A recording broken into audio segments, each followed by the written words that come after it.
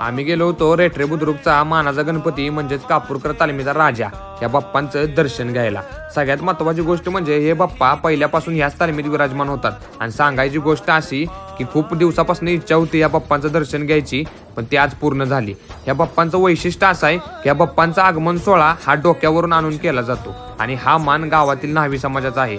त्या समाजाने कुंभारवाड्यापासून आपल्या तालमीपर्यंत हा गणपती डोक्यावरून आणायचा असतो आणि याच पालखीतून बाप्पांचं मोठ्या डौलात विसर्जन केलं जातं।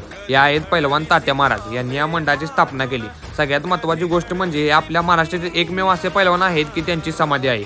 अख्ख्या महाराष्ट्रात पहिलंच असे पैलवान आहेत की त्यांची समाधी इथे आढळते आणि गावातील प्रत्येक शुभ कामाची सुरुवात येथे नतमस्तक होऊन केली जाते। तात्या महाराजांना मानणारा खूप मोठा वर्ग आहे आणि हा गणपती नवसाला पावणारा असल्यामुळे अख्ख्या तालुक्यातील लोक येथे दर्शनासाठी येतात। कापूरकर परिवार आणि त्यांच्या गावाने ही परंपरा हुबेहूब चालवत आणली आहे। आम्हाला तिथं पोहोचायला उशीर झाला